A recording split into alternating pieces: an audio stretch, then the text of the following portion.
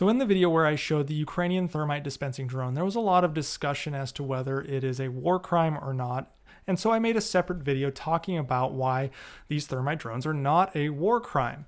Fortunately, the thermite drone video has nearly 4 million views. Unfortunately, the video explaining why it is not a war crime has only like 50 or 60,000 views. So there's this large discrepancy between people seeing the thermite video and then making assumptions and not getting the facts of the war crime video. So I'm making another video here.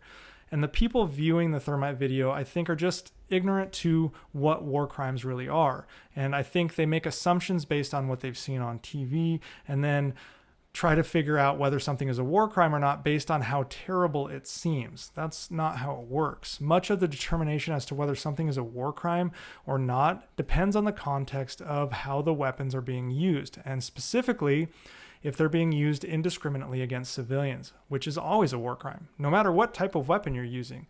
But weapons used against enemy combatants or their supply lines, etc., those are legitimate targets, and they have pretty much broad leeway to use most types of weapons. Now, there are several actions or practices in warfare that seems like they should be war crimes, but actually do not fall under the legal definition of a war crime according to international law. Some of these actions are obviously going to be controversial. Some are morally questionable, but warfare itself is morally questionable. But these things are not explicitly prohibited. Here are some examples. First off, carpet bombing non-urban areas. Saturation bombing or carpet bombing of non-civilian areas like forests or fields to destroy enemy troops or supply lines is perfectly fine. If the targets are legitimate military objectives and not indiscriminate or intentionally targeting civilians, carpet bombing is not considered a war crime under the laws of armed conflict. Using non-lethal chemical agents, I'm talking things like tear gas and pepper spray, those are not considered a war crime. Collateral damage. While we hate to see civilians die, civilians inadvertently being killed or injured during attacks on legitimate military targets are actually not a war crime. Now, the attack has to be proportionate, the target has to be a legitimate military objective, and all feasible precautions have to be taken to minimize harm of civilians. The thing is Russia likes to hide behind that collateral damage excuse when they're shooting hospitals or train stations, killing civilians across the board. Also not a war crime, targeted assassinations, things like drone strikes or snipers killing high-ranking enemy combatants. That's not a war crime. The use of incendiary weapons, things like white phosphorus, thermite, napalm, as long as they're used against military targets, it is not a war crime. This is what Ukraine drones are doing. The use of incendiary weapons is not prohibited if used against military objectives and not intended for use against civilians or civilian objects. Certain treaties restrict their use in civilian areas even against enemy combatants, but they are not universally considered a war crime weapon.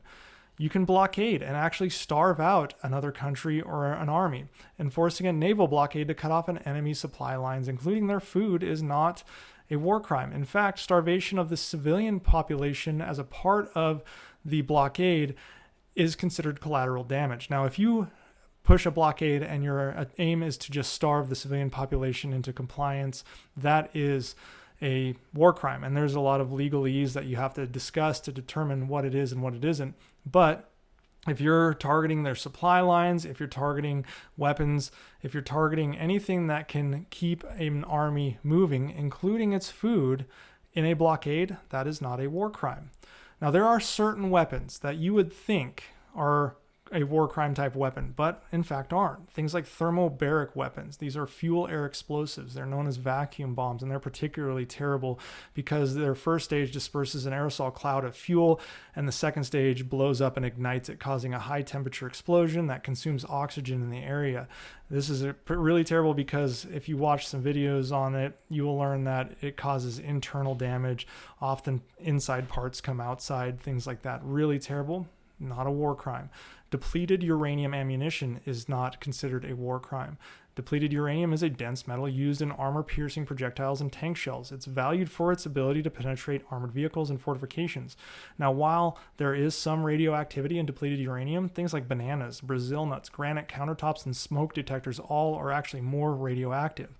The concern from these rounds, these depleted uranium rounds, comes from them being a heavy metal, similar to lead, and getting into the groundwater, etc. But their use is not a war crime. In fact, this casing up here comes from the GAU-8 of an A-10, which fires depleted uranium rounds, and that one had a round in it at one point. I already said things like white phosphorus. One of the arguments some people make is white phosphorus, thermite, napalm. Well, aren't they a chemical reaction? Shouldn't they be banned as a chemical weapon? Well, all explosives are a chemical reaction, but white phosphorus is used in things like signaling, creating smoke, etc. But absolutely using it against civilians is a war crime. And Russia has done that. They've dumped white phosphorus over the top of civilian towns in Ukraine.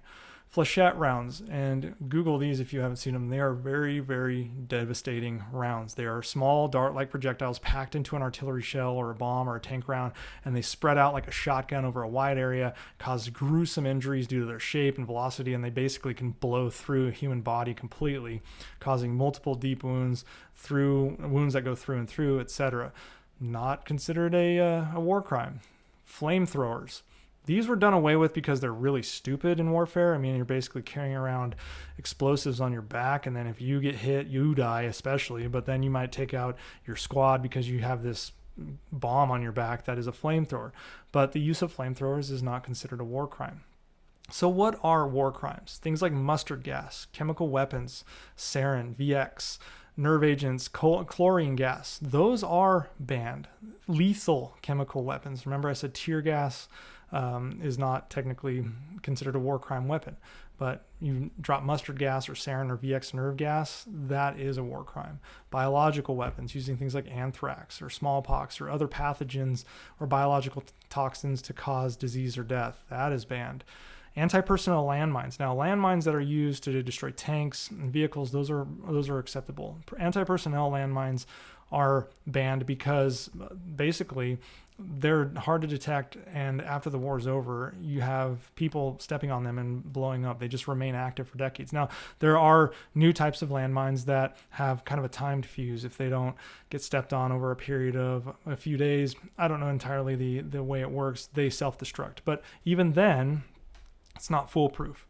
This one is controversial because both Ukraine and Russia are using them. Cluster munitions. Those are banned under the Convention of Cluster Munitions of 2008. Cluster munitions are technically prohibited because they have a high failure rate, leaving unexploded bomblets that pose long-term risks to civilians. Their widespread, indiscriminate effects violates the principles of distinction and proportionality, but they're still being used by both sides, and effectively.